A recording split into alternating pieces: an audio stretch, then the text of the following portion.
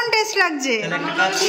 তাহলে একটা কাজ করলে হয়, তাহলে যেটাকে বলবো যে তুমি একটা কাজ করো, তুমি ঘিয়ের লঙ্কা চাষ করো, আমরা মুরগির মাংস খাসির মাংস বেড়ে খাবো, ব্যাস ফিউচার প্ল্যান। নেক্সট বছরে কি করব চলেই এলো। হ্যাঁ 2025 আমাদের ডেডলাইন।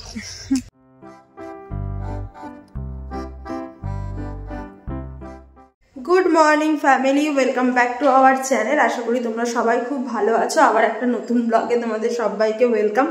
আজকে ব্লগটাকে শুরু করতেই ভুলে গেছিলাম। যাই হোক, আজকে ঘুম থেকে উঠেছি অনেকক্ষণই, এখন মোটামুটি 9টা বাজে। নন্টে ফন্টে চলে এসছে, ওর ড্রামা। কালকে একটা প্যারা ওর মুখস্থ করে দিয়েছে, আজকে একটা প্যারা মুখস্থ করছে, কালকে রাত থেকে করাচ্ছি, হয়ে গেছে, আর একটুখানি বাকি আছে। আর কালকে তো তোমাদের দেখালামই ব্রেড নিয়ে এসছি। আজকে করব হচ্ছে ব্রেকফাস্টের ডিম টোস্ট, তার জন্য আগে ব্রেডগুলোকে সেঁকে নিচ্ছি।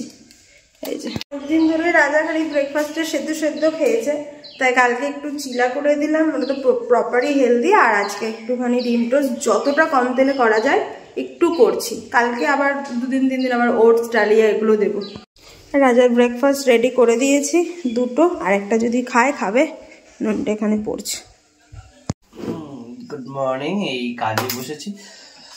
আর এখন তো 2 দিন থেকে জীবনে কিছু এক্সাইটমেন্ট হচ্ছে না, সব এক্সাইটমেন্ট মানে স্লো হয়ে গেছে। প্ল্যান ছিল ঘুরতে যাওয়া হচ্ছে না, এটাই হচ্ছে ব্যাপার। আর কি, এখন তো আমার কাজ শুরু হয়ে যাবে, এখন 9টা বাজতে চলেছে, 9:15। আজকে আবার সস নেই, কিন্তু সসের জন্য চিল্লাস না। হ্যাঁ, সস ছাড়াই খেতে হবে, করছিল একটু সসের ছাড়াই খেতে হবে। হ্যাঁ, এটাই খাবো। আর কি এই পাচ্ছিস, এই তোর ভাগ্য। হ্যাঁ, না দেখে বল। Yes, mother, it's me. I have some great news for you. I am a postal service employee now. এটা সবারই ফেভারিট হয়ে গেছে। আমারও সকালবেলা উঠে একটু বসতে ভাল লাগে, রাজারও কাজ হয়ে গেলে একটু বসে আর সই। আর ওর স্টাইলটা দেখো, গায়ে সইটা নেই, মাথার মধ্যে টুপি। রাজা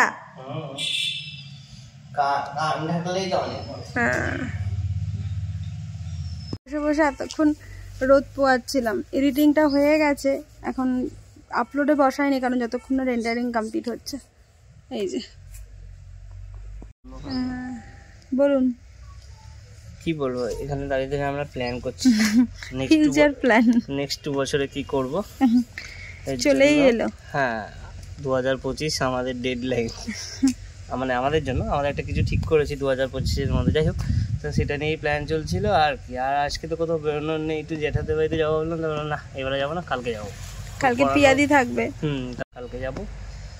আর কি, আর রোদে বেশিক্ষণ ভরা যাচ্ছে না, অত্যাধিক গা হাত পা পুরো জ্বলে যাচ্ছে, এত ব্যথা মানে জ্বলছে গরমটা।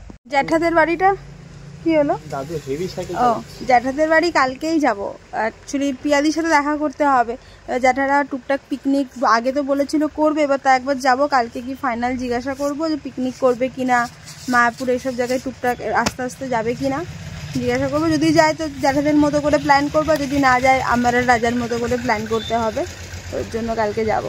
এই ফুলটা আজকে গাছে ফুটেছে, এটা ফার্স্ট ফুল যেটা কমপ্লিট ফুটেছে। আর পুজো দেওয়া কমপ্লিট। এই খেয়ে দিয়ে উঠে এখন যাবো জিয়াকে ছাড়তে। এবার যাবো ডিউটিতে। আর কি 3টে বাজে 10 মিনিট বাকি, রেডি হয়ে গেছি। খাওয়া দাওয়া তো কখনই কমপ্লিট, স্নানও করে নিলাম। আজকে আবার কল্যাণীতে বই উৎসবটা কমপ্লিট হয়ে গেছে, গেছিলাম আমরা 2 দিন। বই মেলা আজকে থেকে স্টার্ট হচ্ছে, তো লাস্ট দিন তো যাবো ভেবেছিলাম, কাপটা পারো কিছু দেখবো, তো যাওয়া হয়নি। তো আজকে আমি রাজাকে বলছিলাম যে চল তাহলে পড়িয়ে তারপরে যাই। তো রাজা জানি না এখন যাবে কি যাবে না, আমাদের হুটহাট করেই প্ল্যান হয়। তো যেহেতু আজকে আমাদের 8:30 অবধি পড়ানো, অত রাত্রে কল্যাণীতে যাওয়া মানে খুব চাপই। আজকে যদিও না যায়, ওটা চলবে 1 সপ্তাহ 2 সপ্তাহ মতো চলবে। দেখি সোম মঙ্গলবার কোনো একটা দিন যাবো। বাড়িতে এখন কেউ নেই, আমি একাই আছি। মাও আসেনি, বাবাও আসেনি, জিয়া তো পড়াতে গেছে, আমি কাজে বসেছিলাম।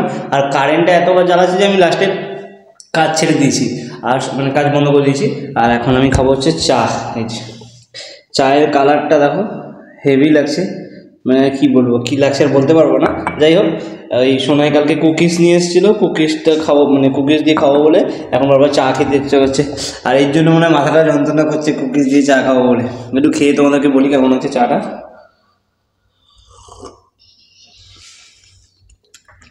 চলবে, একটু লেবু দিতে হবে, কিন্তু লেবু তো খাওয়া এখন বারণ। লেবু খাওয়া যাবে না। আর আদা দেওয়া আছে, হালকা একটু জলজিরা দেওয়া আছে।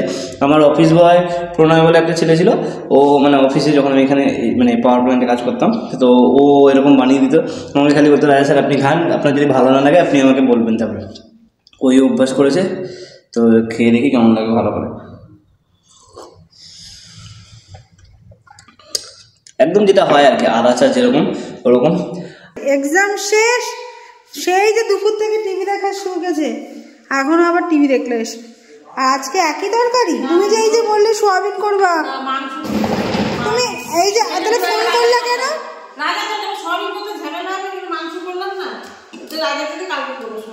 আজকে আবার মাংস? বাবা, মুরগির মাংসের টেস্ট খাসির মাংসে, বিরাট ব্যাপার। আমি একটা মাঝখান থেকে শো নিয়ে আসবো, গরম গরমই খাই দেবো। খাসির মাংস লাগে। এই যে আমরা খাচ্ছি মাংস, রাজা খাচ্ছে। এই আমার জীবন এসে গেছে। না আমার ওদিকে কোনো লোভ নেই, কেন মাংস আমি আগা করে এত ভালোবাসি না, কিন্তু এই কালকে এটা কেন আজকেও এটা, কত তরকারি আছে, পনির খেতে দিচ্ছে না।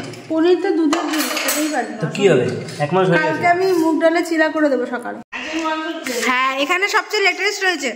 আমি তুলি তো খাসির মাংস বললে ঠিক আছে, হাসলাম। আমিও খেতে যাচ্ছি, যেরকম খাসির মাংসের টেস্টটা ওরকম লাগছে। মা তারপর বলছে যেটা জ্যাঠাই ঘিয়ে লঙ্কা দিয়েছিল ওটা দিয়েছে বলে, অসাধারণ টেস্ট লাগছে। তাহলে একটা কাজ করলে হয়, তাহলে জ্যাঠাকে বলবো যে তুমি একটা কাজ করো, তুমি ঘিয়ে লঙ্কা চাষ করো, আমরা মুরগির মাংস খাসির মাংস বেড়ে খাবো, ব্যাস। লোকে আসলেও দেবো, ভালোই হবে।